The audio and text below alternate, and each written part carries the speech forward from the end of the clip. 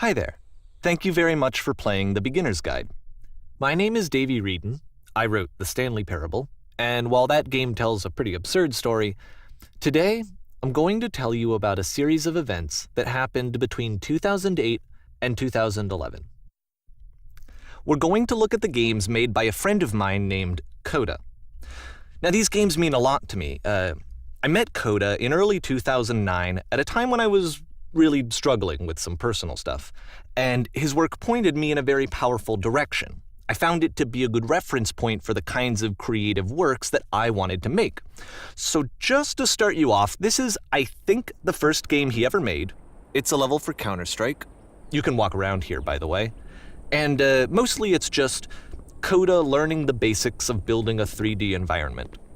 But what I like is that even though he starts from the simple aesthetic of a desert town, he then scatters these colorful abstract blobs and impossible floating crates around the level. And of course, it destroys the illusion that this actually is a desert town, and instead this level becomes a kind of calling card from its creator. It's like a reminder that this video game was constructed by a real person. And it kind of makes you wonder, what was going through his head as he was building this? This is what I like about all of Coda's games. I mean, not that they're all fascinating as games, but that they are all going to give us access to their creator. I want us to see past the games themselves. I want to get to know who this human being really is. And that's exactly what we're going to do here. So, it's 2008, Coda starts making these games, and he never releases any of them. He doesn't put them onto the internet, he just makes them and then immediately abandons them, and they sit on his computer forever. And I think he really understood this image of himself as a recluse. At one point, he jokingly renamed his computer's recycling bin to Important Games Folder. So, this was just how he worked. He tended to crank them out one after the other without even really pausing to try to understand what he had just made, until suddenly one day, he just stopped. In 2011, that was it. He made his last game, and then he hasn't made another one since. And that's why I've taken this opportunity to gather all of his work together, is because I find his games powerful and interesting, and I'd like this collection to reach him, to maybe encourage him to start creating again. And if the people like you who play this also happen to find his work interesting, then I'm sure it'll just send that much stronger of a message of encouragement to Coda. So thanks for joining me on this. If you have a particular interpretation that I haven't mentioned here, or if you just need to get in touch, you can email me at daveywreden@gmail.com. Okay, that's about it for introduction. Let's take a look at Coda's first proper game. As each game is loading, I'll show you the date that it was completed. This first one was made in November 2008.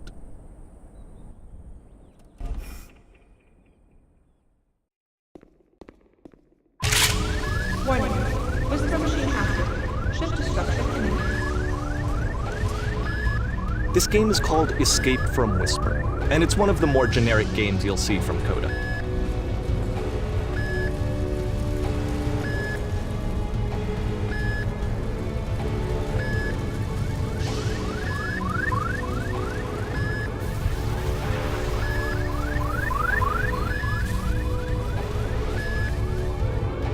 Security hull breached. Hostile alien life form inbound. It kinda looks like this game was abandoned mid-development. For instance, you have this gun, which you'd think would indicate that there are supposed to be monsters or enemies somewhere, but then clearly there are no enemies anywhere. You can't even reload the gun when you run out of bullets. But ultimately we don't really know. Maybe Coda thought that actually it was complete the way that it is. And I think that we should talk about his games for what they are, rather than for what they're not. Enemy force neutralized. Begin ship evacuation.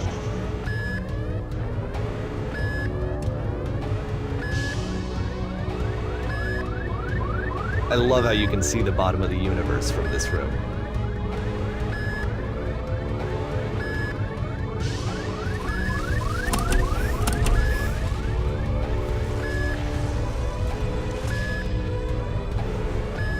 Apparently this space station has a labyrinth on it.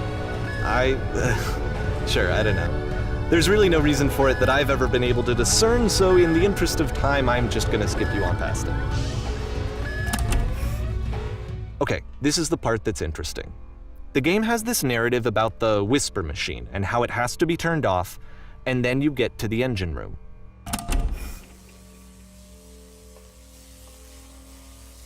Hey, you there, in the engine room. You could save us all. That beam is powering the whisper machine. We could disrupt it by introducing a great enough heat signature. If your body could stop the beam. It's so much to ask, but for all of our lives, would you do it? Could you give yourself?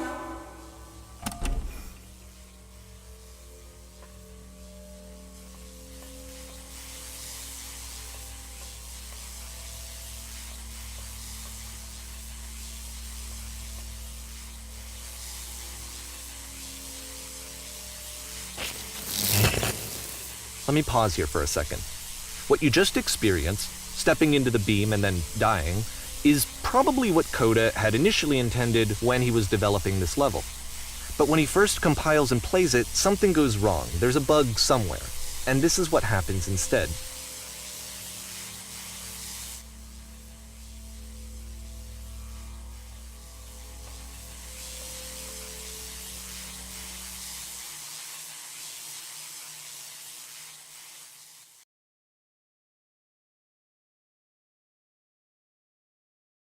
The beam causes you to start floating. And this is an important moment for him. Because yes, this is technically a glitch, but Coda identifies something human about it, like how small it makes you feel in the face of this larger chaotic system. Or this floating could be the afterlife, a peaceful place, juxtaposed against all of the hysteria that you've just had to traverse. I don't even know. I have no idea what he was thinking, but what's clear is that after making this, something lodges itself in his brain. He wants to do more of these really weird and experimental designs. So he stops work on this and moves on to a stream of tiny little games that go in all sorts of directions. Let's go ahead and take a look at the first game he made after leaving this one behind.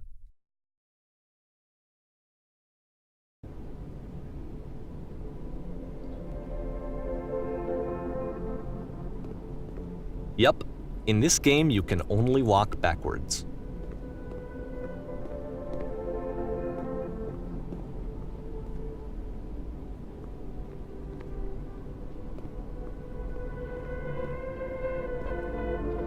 So it's a short and relatively minimalist experiment combining motion and narrative. It is less advanced than the previous game, but actually it seems to be more focused, more complete. Coda's trying to give it a unique voice rather than simply basing it on a pre-existing trope.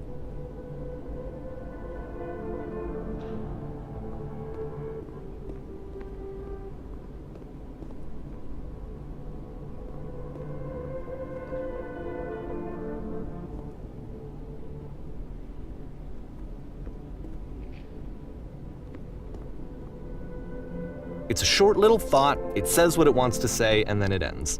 Didn't need anything more than that. Which to me is why it works, because it gets out quick. Okay, next one.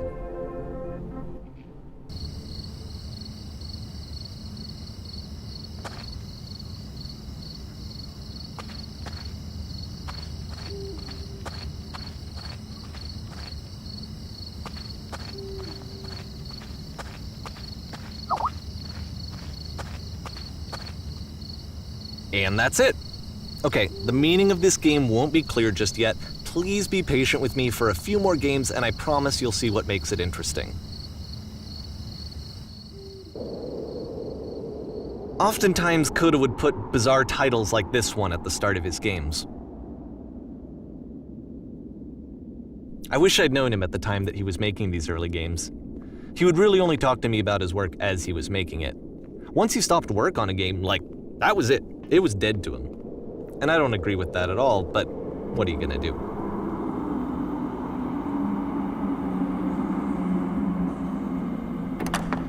Once you've been slowed to an absolute crawl, the door at the top of the stairs opens. So why, if Coda's not showing these games to anyone, why bother opening the door at all? Well, to show you, I'm modifying the game here so that when you press enter, it'll bring you back up to full speed so you can enter the door for yourself.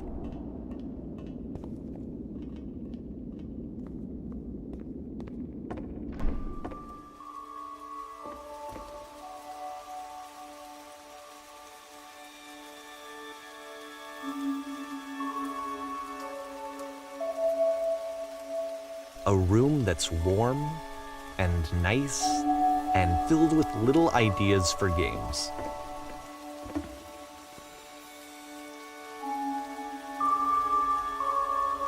Coda would often tell me that he didn't mind if people thought of him as cold or distant. He said that he knew that he was actually a vibrant and compassionate person, but that it takes time to really see that. It can be a very slow climb to get there.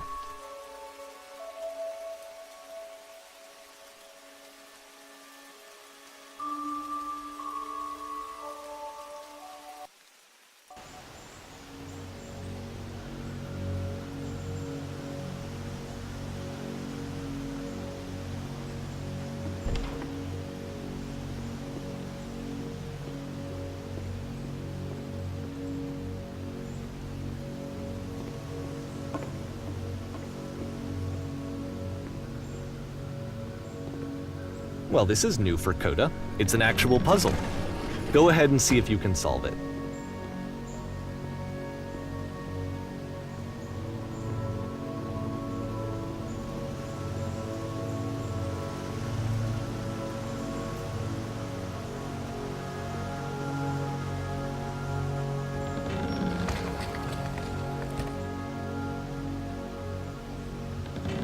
Don't forget that solution, because we're going to see this puzzle again soon. We're going to see it a lot.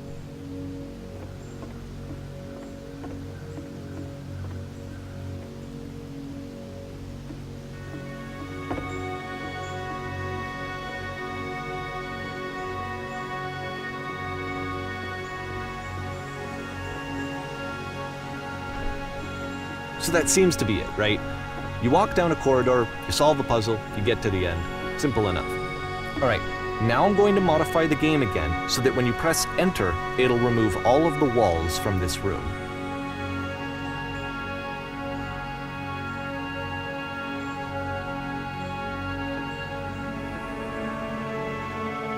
How about that? There was more to it than we had any way of knowing. I actually find it funny that this game comes after the stairs game, since they essentially convey the opposite idea. So, in the stairs game, a dull exterior concealed a rich interior. And then, in this level, a dull interior hides this fantastic outer world. Either way, I think that the point is the same, is that most of the time you don't get to know what you're missing, or even that you're missing anything. That's not your role as a player. So if your role here is not to understand, then what is it?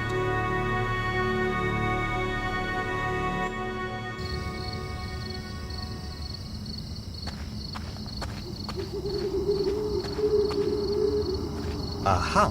So this, combined with the entering game from earlier, tells us that Coda believes his games are connected somehow. It could even be that the stairs game and the puzzle game are literally connected in between this and the entering game.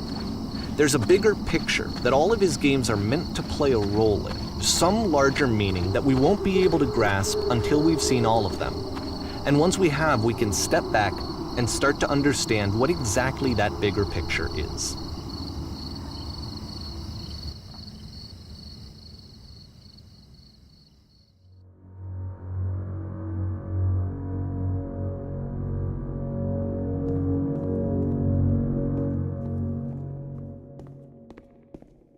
Let's talk about video game development for a second. Every video game runs on what's called an engine, which determines what the game can and cannot do. So in other words, the engine is a set of tools for game development. To make all of these games, Coda is using an engine called Source. Like all engines, Source has certain things that it does well, and it has certain things that it does poorly. One of the things that it does very well is boxy linear corridors. That's why so many of Coda's games are set in these large, flat, empty rooms, is just because he's working with what the engine does well. The tools available to the creator shape what kinds of creative work they're going to end up making. You might consider paying attention to the architecture in Coda's games to notice how they seem to stem from an engine that's very good at producing linear, boxy corridors.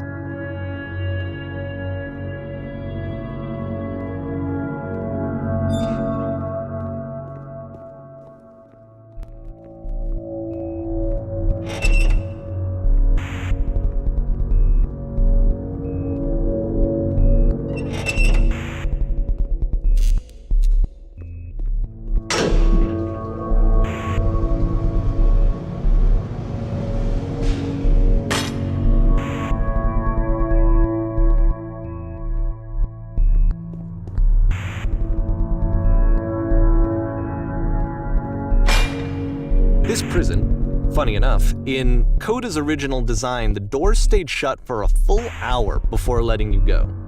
If you don't mind, I think we're gonna skip that. This is something that he and I used to argue about a lot. You know, whether a game ought to actually be playable, whether it means anything if no one can get through it. And I would always defend that, all this work goes into the game, why not make it playable and accessible?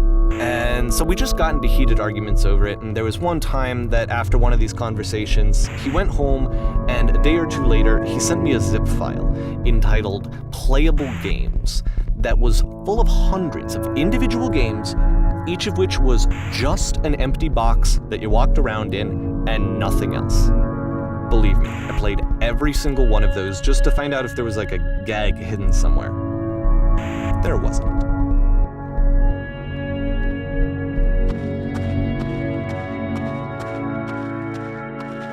It's the puzzle again, with the exact same solution as the last time.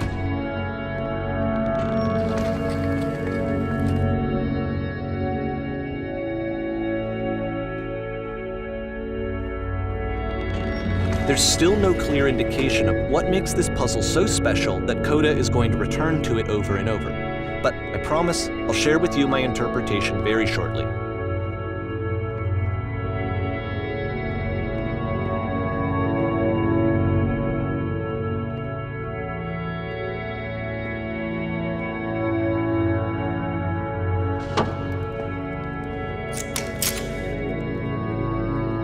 Here, Coda begins using a kind of dialogue system that he fashioned out of the engine's chat capabilities. Use the 1, 2, 3 buttons on your keyboard to respond.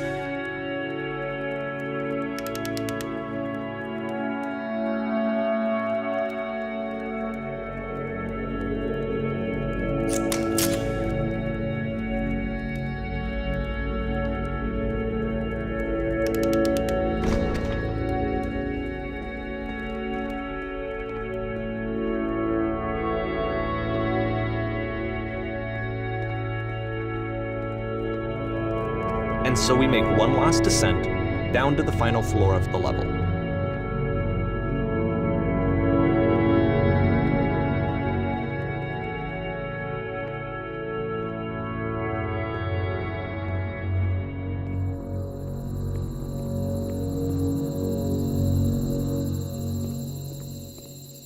It's a lamppost.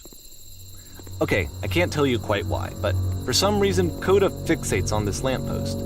It's going to appear at the end of every single one of his games from here on out. I'll tell you what I think. I think that up to this point, he's been making really strange and abstract games with no clear purpose, and maybe you can only float around in that headspace for so long.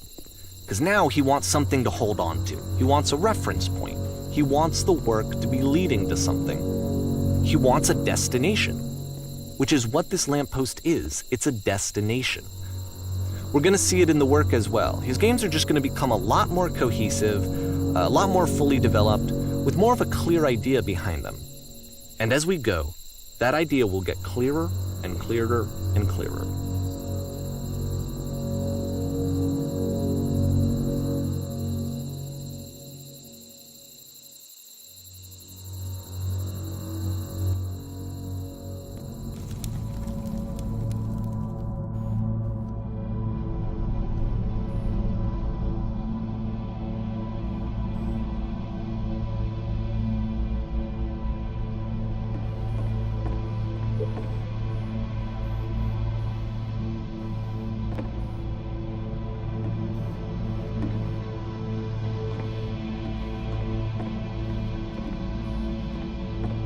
So first off, I'm sure you can deduce this, but this game is not connected to the internet. All of the notes that you're gonna see have been written by Coda. This was actually the first game of his that I ever played. This was shortly after I met him at a weekend game jam in Sacramento, where I grew up. I saw him working on this very level, and it was just so different from anything that anyone else was doing. So right away I was like, I have to be friends with this person. In retrospect, I think I was probably a bit too pushy, trying to get his attention. I was over-enthusiastic. But he was very gracious about it and very patient with me. And I cooled off eventually. Oh, feel free to skip over any of these notes if they're not doing anything for you. Nothing extra is going to happen if you read all of them. Either way, to me they convey a sense of loneliness. I see this person who's filled with thoughts and feelings and beliefs and has no way to express them except as scattered and unheard voices in a game that wasn't meant to be played.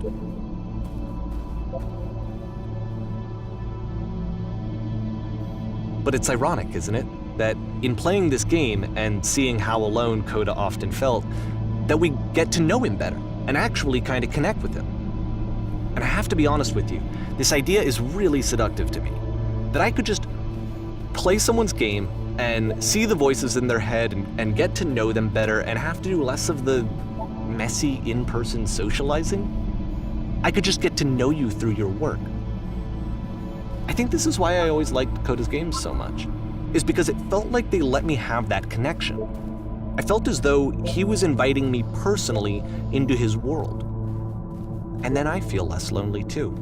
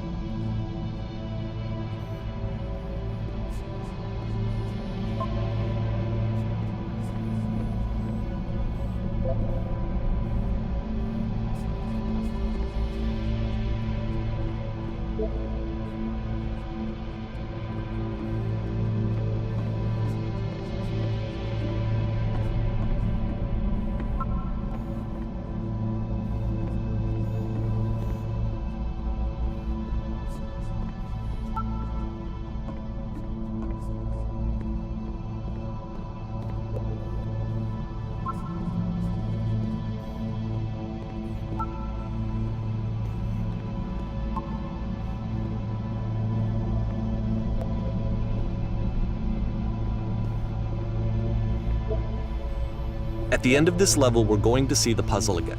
And here, I'll tell you what I think the puzzle means. Each of these games represents an idea that was on Coda's mind at the time that he was making it. And the puzzle is a way of closing the door on a previous chapter of his life before moving on to the next one.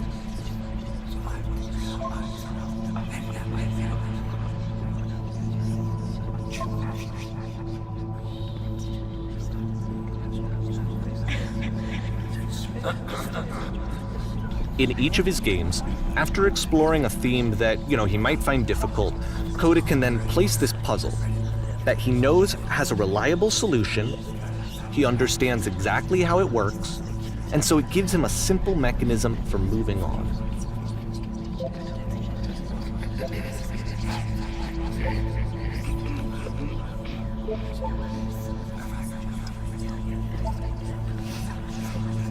And because there's this dark area between the doors, a space between spaces, before you move on, you get to pause.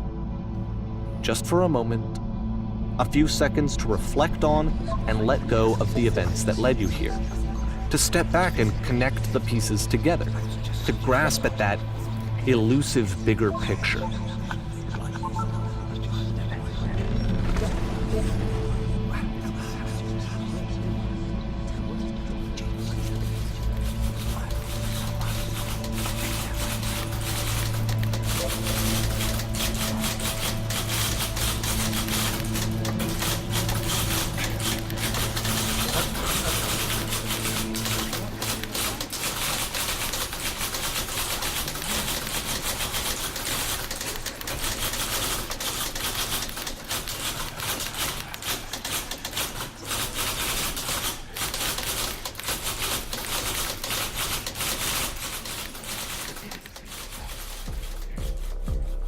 Okay, this one is tough. It's gonna kind of just spin its own wheels for a few minutes. Hang with it.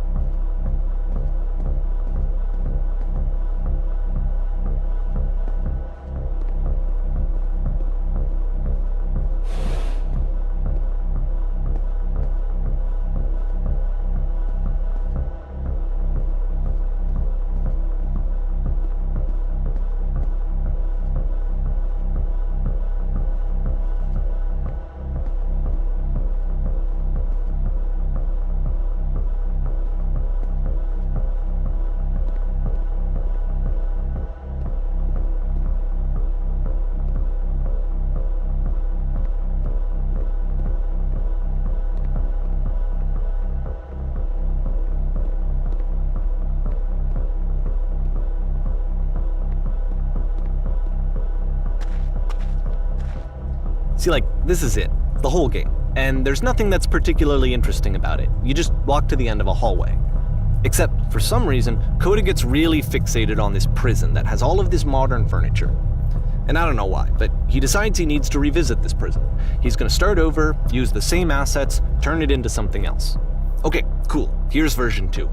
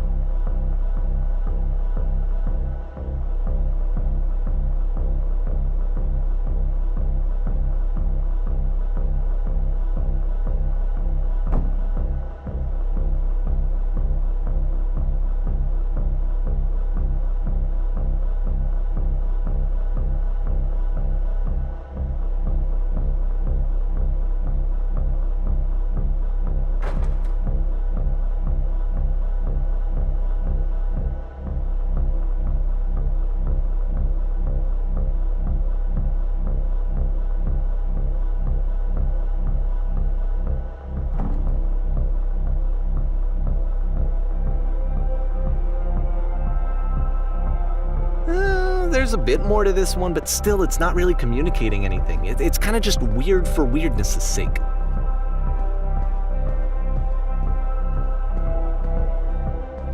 So okay, he throws it out and starts over. This time he comes at the prison idea from a different direction.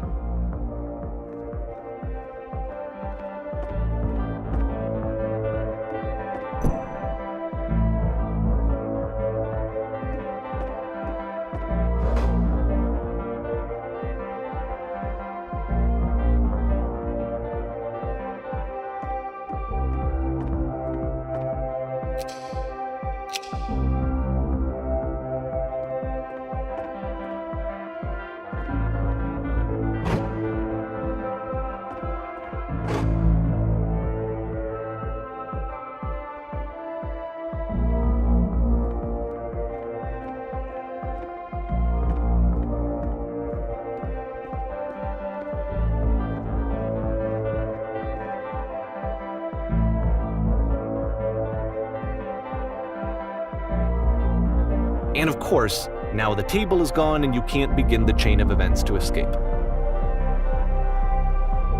Here's a version where there are no bars, but you can't actually get to the well. And then a version where the inside of the prison is the outside and the outside is the inside.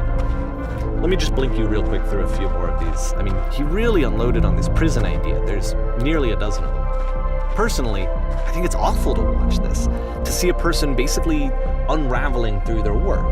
And for what? Like, at what point do you just go, maybe there are game ideas other than this prison that I could be working on? But Coda doesn't have that voice telling you to stop, that particular mechanism of defense against yourself. Without it, you just spiral. And so he keeps going and going and going and going and going, and then he hits on something. And he likes it. And that's it. He's done. He stops making prisons. This is the very last version of the prison game that he created, and the reason I think it works is that the prison is not actually in it.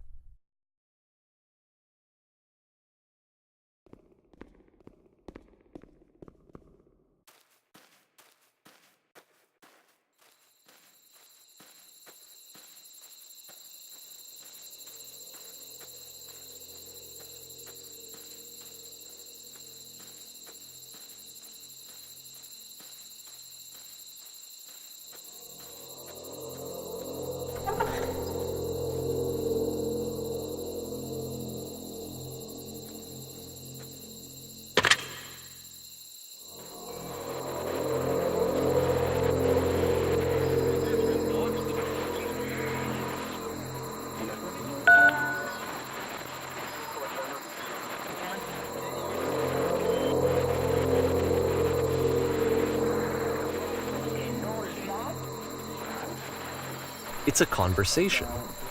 And so this is what Coda wants, is to be able to talk to someone, to share what's on his mind, and to get some good advice from someone who knows. But the irony is that even in this scenario, you're still talking to yourself. You know, all of these games so far are Coda talking to himself.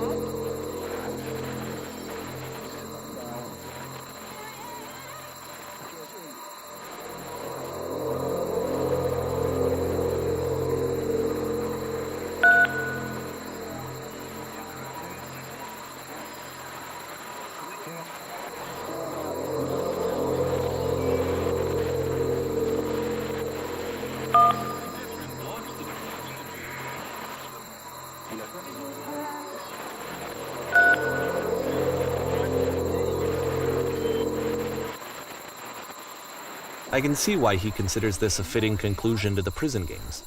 After all of the obsession and frustration, just to be told by someone you can trust that things are going to be okay. Wouldn't that be nice?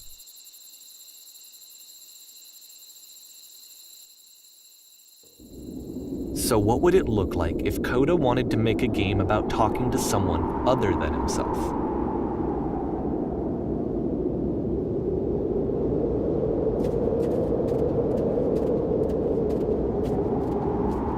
To me, this environment is meant to represent Coda's puzzle, with the two doors on either side and a dark transitional space between.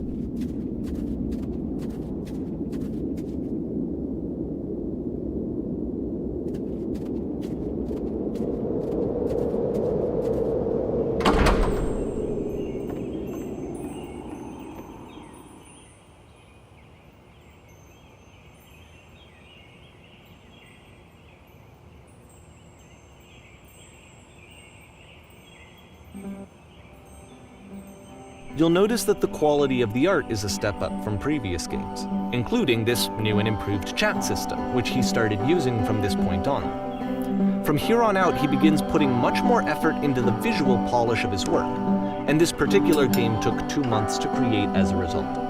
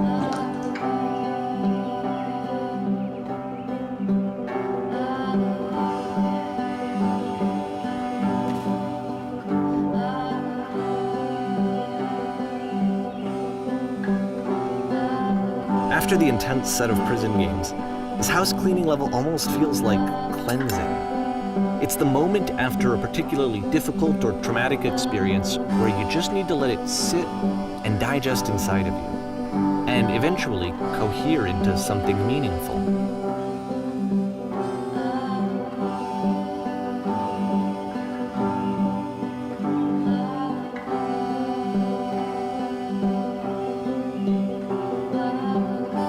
I know that Coda really liked this game.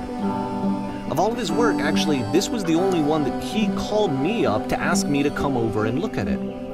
This was during a period of a few months where he was grossly happy all the time, just walked around with a constant smile on his face.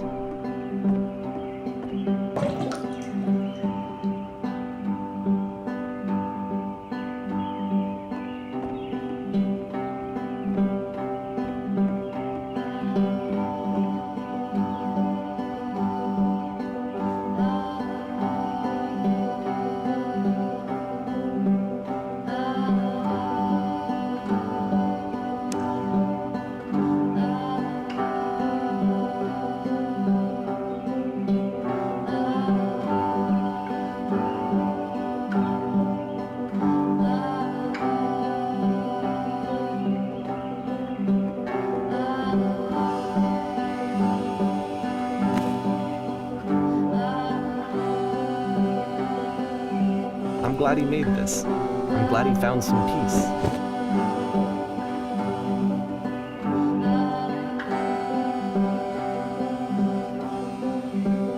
But, of course, it can't last. The music stops, your companion is gone, it's time to leave. The door at the top of the hill is now open as well. Again, you can't stay in the dark space for too long. You just can't. You have to keep moving. It's how you stay alive.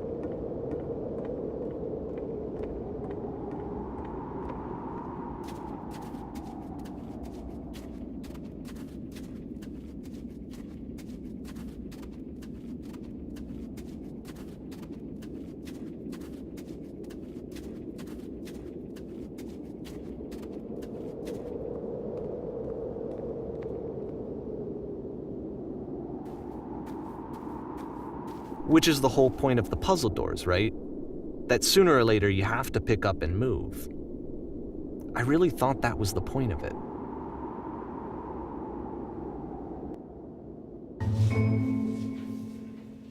This one gets a bit goofy.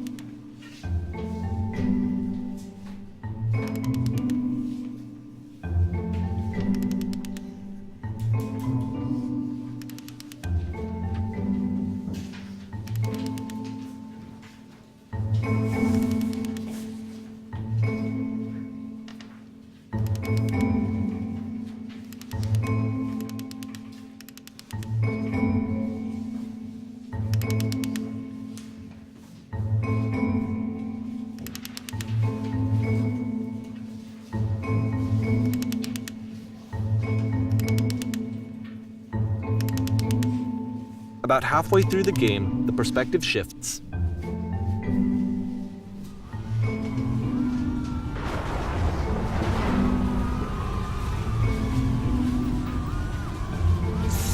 And you play as the teacher.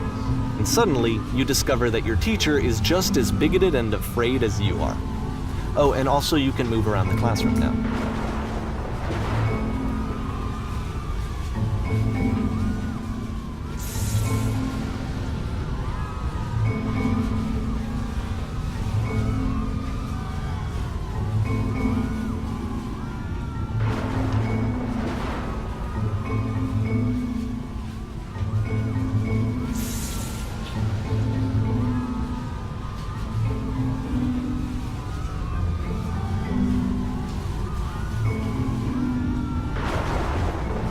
I felt pretty hard for this one. I feel like it's one of the most relatable experiences that you can have. To assume that some other person is perfect and totally fulfilled in every way, and completely miss all of the little flaws that make them painfully human. I think about this game a lot these days.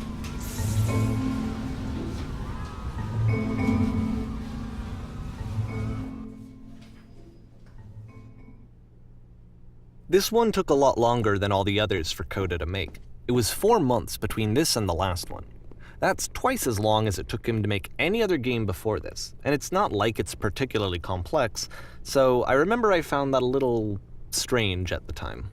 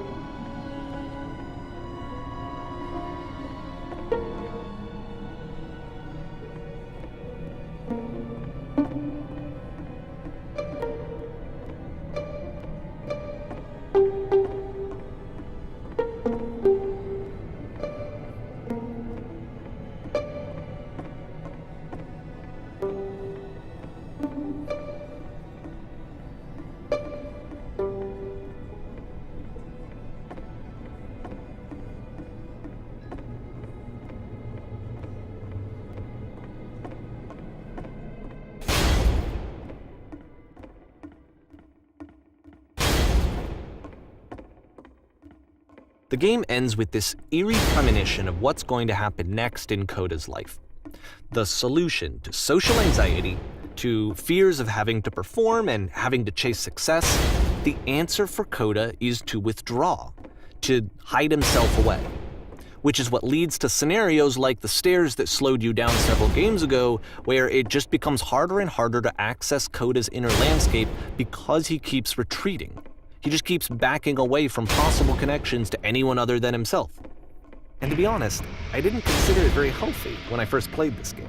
You know, it looked to me like he was trying to justify the idea of just disconnecting yourself from the world. And that wasn't what I wanted for him or for his games. Because I feel like a lot of his games are inviting me to connect with this person, to bring him closer. But what can you do? After this, Coda went off and took another 5 months to make a new game.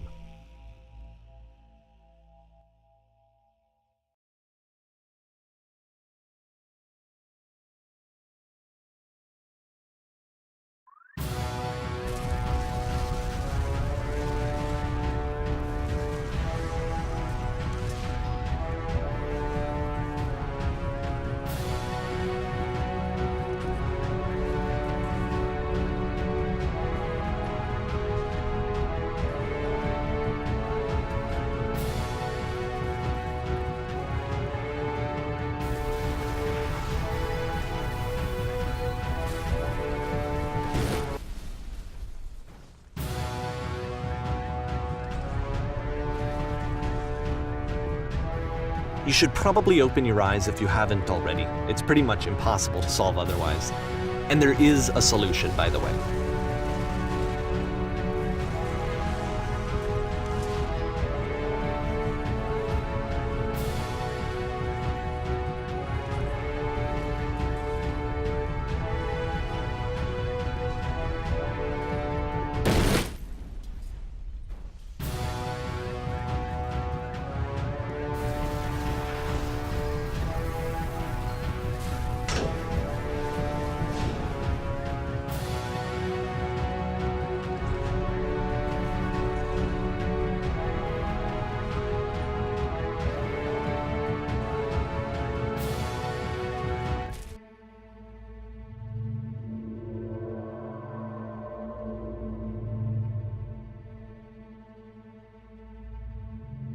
Like I said, I was getting concerned.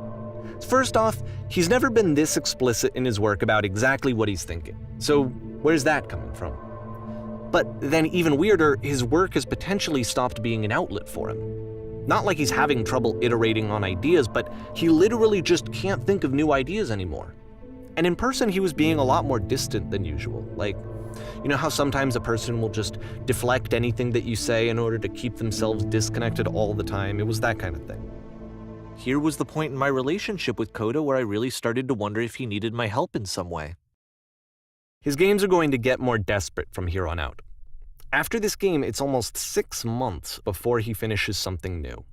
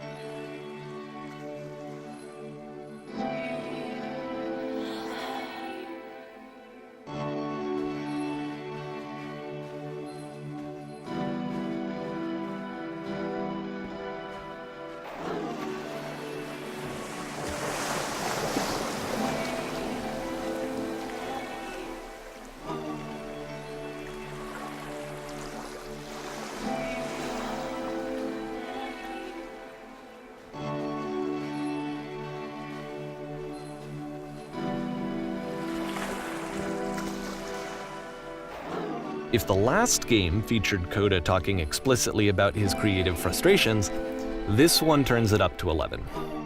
Now, put yourself in my shoes playing this. Here's a friend whose work is exhibiting signs of struggle, frustration, anxiety, depression, even. And yet, still, he keeps making games. He keeps throwing himself into the grinder even when he clearly doesn't have the energy for it anymore. Why? What is it for? Because from my perspective at the time and just what I knew of him, this was a result of how isolated he was. He was in his own little bubble, just sitting at his computer all day, not really showing these games to anyone, not releasing them onto the internet, and so he didn't have anyone outside of himself to connect with. He had no outlet to ground himself on.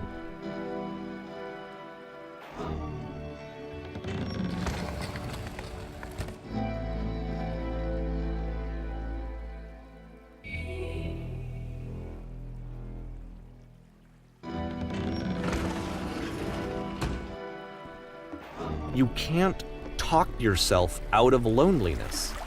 It doesn't work that way. You can't be the one writing both the questions and the answers. Then there's no movement. Then there's no circulation. If all of your anxieties are being channeled into your work, then if the work ever fails, you have no backup and you're just going to crash.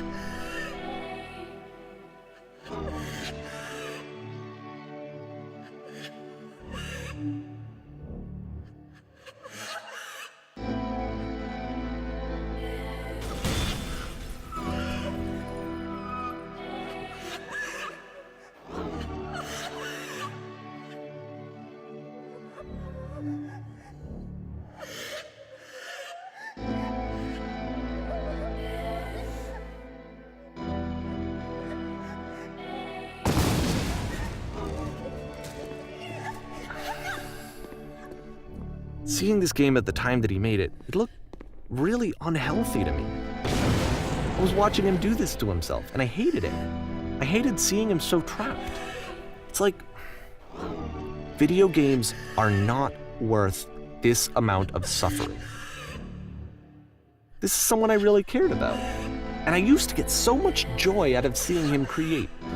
For him to suddenly become angry and frustrated like this, it was the worst thing for me.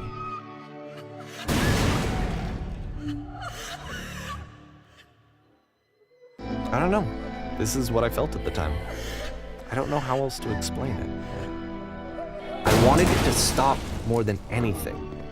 I had never felt so rotten. I needed more than I had ever needed anything for this to stop. But it didn't stop. After finishing this one, Coda takes another 7 months and comes up with a new game.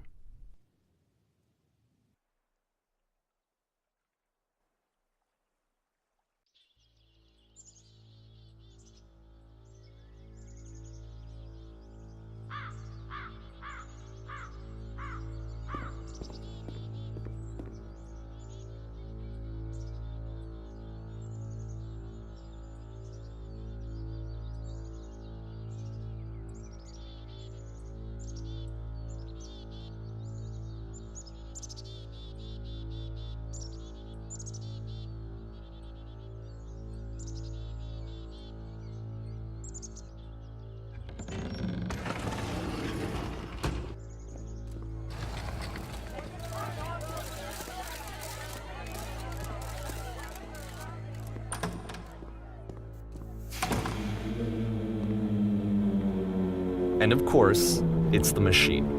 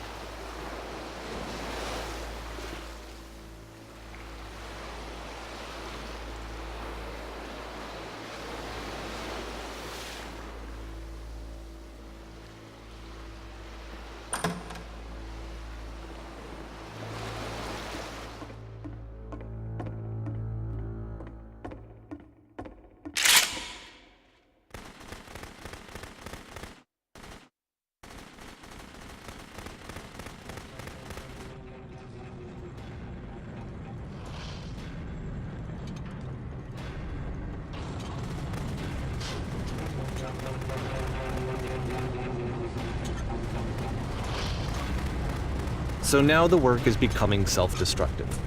And I'll tell you, at the time that I first played this game, shortly after he made it, here's what I'm thinking to myself. I'm thinking that code is stuck in his own head, and that it's having a very negative effect on him, and that all he needs to do is just start showing his work to people, to get some actual feedback on his games. It might get him out of isolation. And so, as I'm thinking this, I realize that I could be the one to initiate it. Because it would never occur to Coda to start actively soliciting feedback, so what if I did it for it? If he could see the difference it would make to have more actual conversations with other human beings, would that bring him out of his mental spiral? Would it give him confidence in himself? Would it bring meaning back into his work?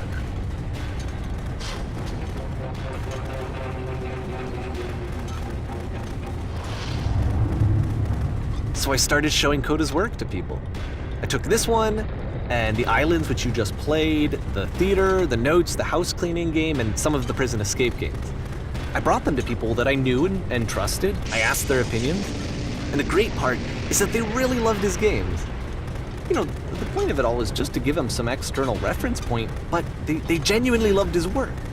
There was nothing for him to be afraid of.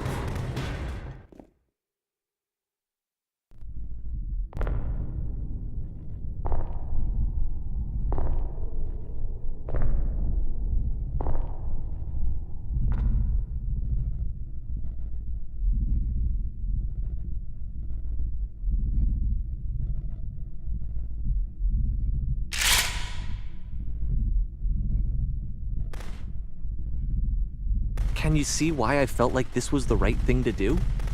Because it's the thing that I always feel like I need, to be told that my work is good, that I am good. When someone really connects with a thing that I've made, when they see themselves purely in my work, there's nothing that feels better. And I got to give that very same feeling to my friend.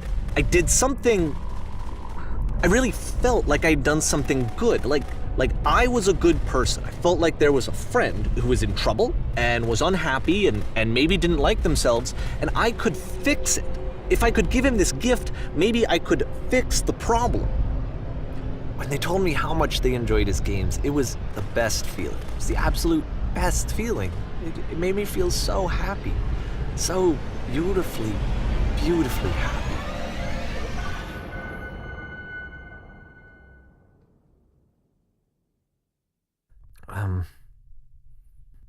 So anyway, Coda finishes this game, and then really he just kind of takes off for a while. So this is June of 2011, and I didn't hear anything from him for several weeks, I guess. And so out of nowhere, one day I get an email, and it's got a private link to a new game of Coda's. This one is called The Tower, and to my knowledge, it's the last game that Coda ever made. So let's take a look.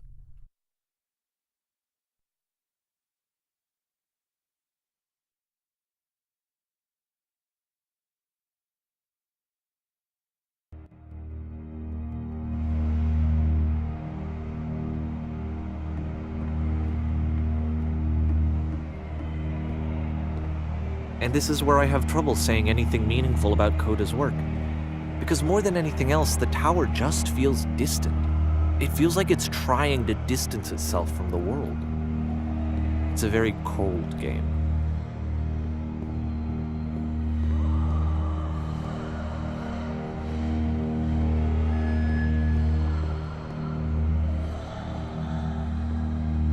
This room actually has a maze in it.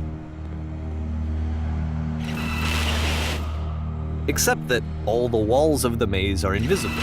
And then every time you touch one of the walls, there's this awful flashing and noise, so the experience is really miserable. The game goes beyond not being meant to be played, it actually seems to despise the player for trying to play it at all. But I do want to show you the rest of the levels, so when you're ready to continue, press enter and I'll put a bridge over the maze.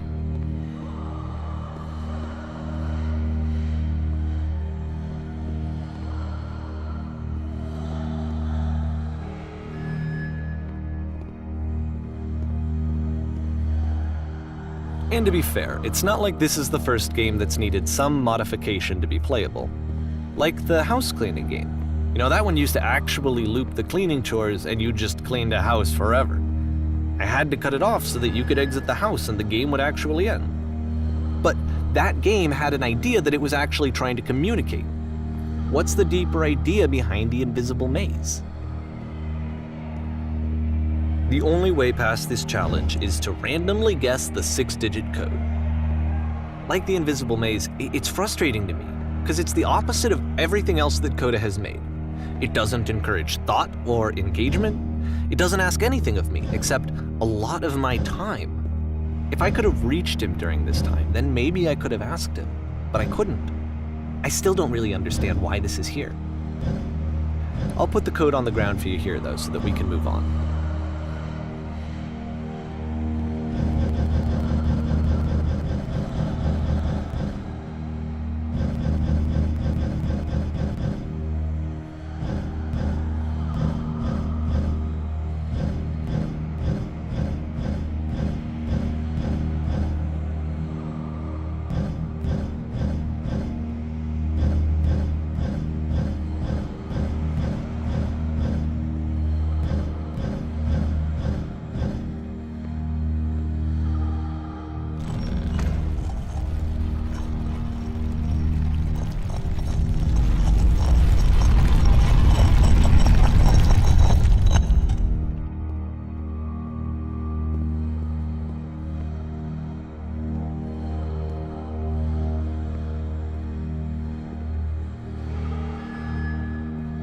The switch to open this door is actually on the other side of the door, meaning that it's literally impossible to solve from this side.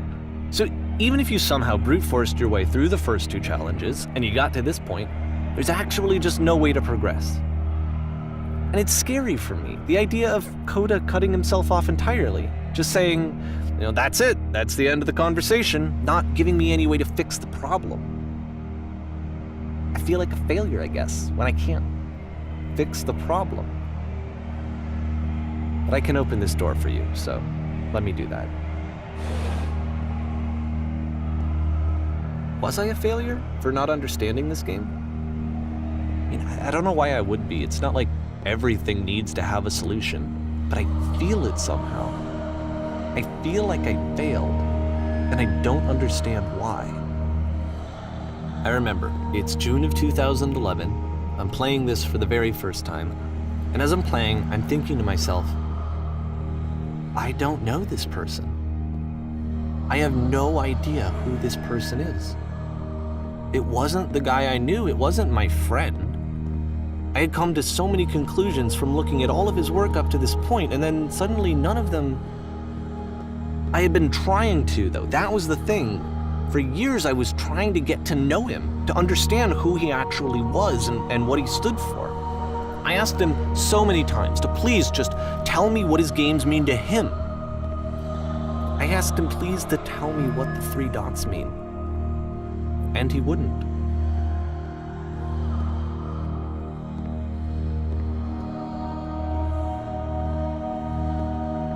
I just felt so strongly that if I could have connected with him, that if I could have somehow made his work my own, that I would finally be once and for all happy.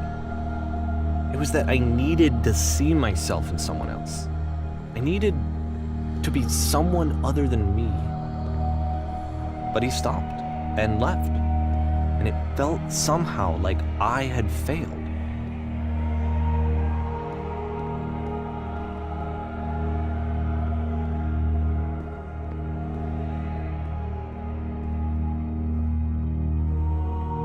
Where did I screw up?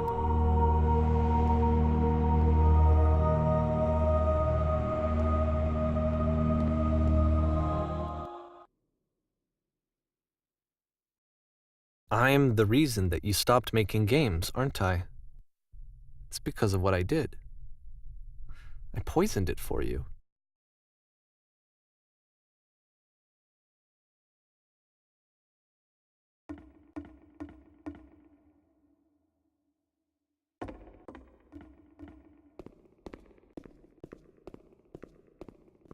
I don't think I ever told you this, but when I took your work and I was showing it to people, it actually felt... it felt as though I were responsible for something important and valuable.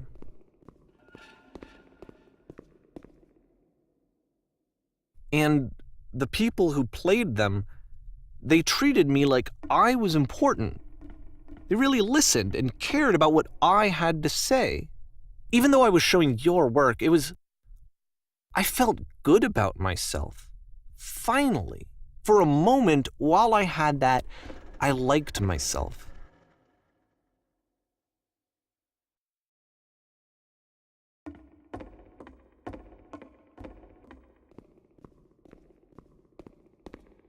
And then you stopped, and I didn't have anything left to show people. I just had to be with myself. And as soon as that happened, there was no feeling at all. Nothing. Less than nothing. What does that mean?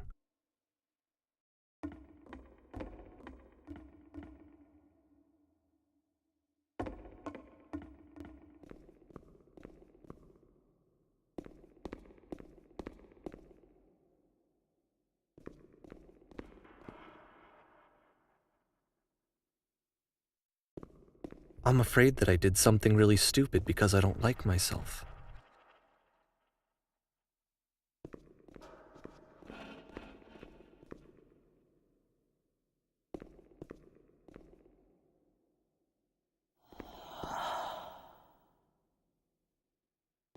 That's why I'm releasing this collection of your work, is because I haven't been able to find any other way to reach you. I've tried everything. And so a part of me has hope that if I put this compilation out into the world, and if I put my name on it, that maybe enough people will play it so that it'll find its way to you, so that I can tell you that I'm sorry. I know I screwed up. If I apologize to you truly and deeply, will you start making games again? Please, I need to feel okay with myself again. And I always felt okay as long as I had your work to see myself in. I mean, is something wrong with me? Because I know that I did an awful thing, and I'm doing it again right now. Like, I'm showing people your work, but I can't stop myself from doing it. That's how badly I need to feel something again, like I'm an addict. There has to be something wrong with me. Can I apologize? What if I tell you I was wrong? Will that work? Will that fix it? I don't know. I don't think it will, but there's nothing else that I can do. Just tell me what you want. I'm sorry. I'm sorry. Please, start making games again. Please help me. Please give me some of whatever it is that makes you complete. I want whatever that wholeness is that you just summoned out of nothing and you put into your work. You were complete in some way that I never was. I want to know I want to know how to be a good person. I want to know how not to hate myself. Please. I'm fading, and all I want is to know that I'm going to be okay.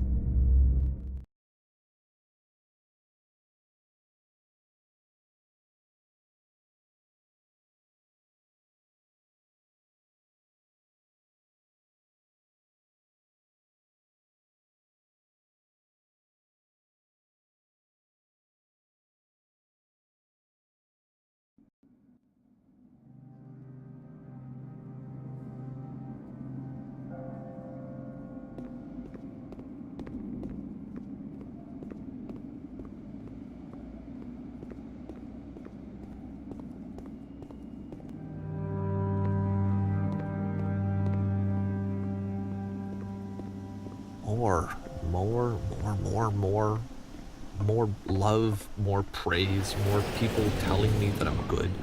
Always more. It's like a disease.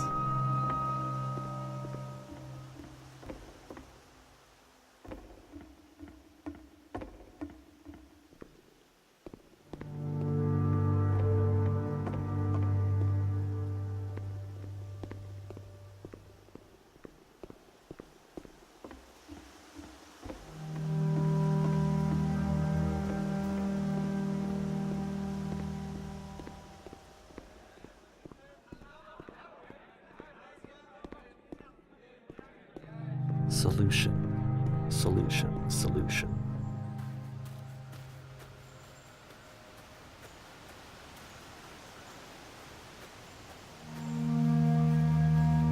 I guess if someone had told me ahead of time that he just really enjoyed making prison games, maybe I wouldn't have thought he was so desperate. I wouldn't have told so many people that he was depressed.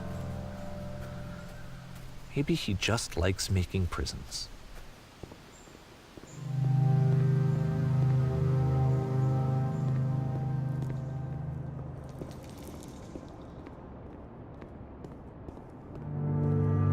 Even now, the disease is telling me to stop. Don't show people what a shitty person you are. They'll hate you.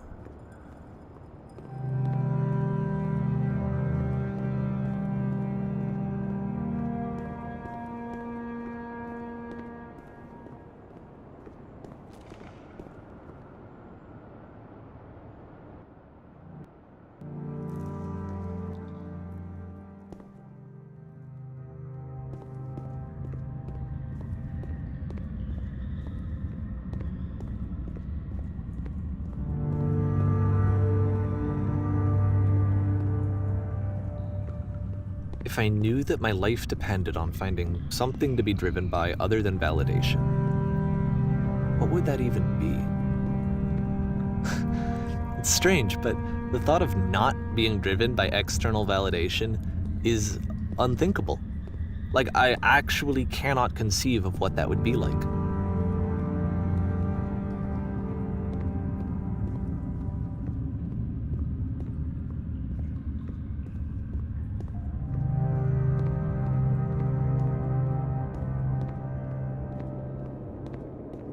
What now?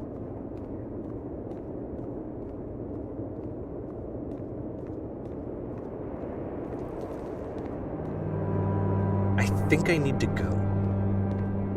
And I'm sorry, because I know that I said that I would be here and I would walk you through this, but I'm starting to feel like I have a lot of work to do.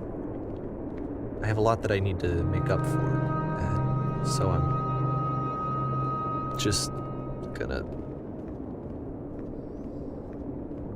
Okay.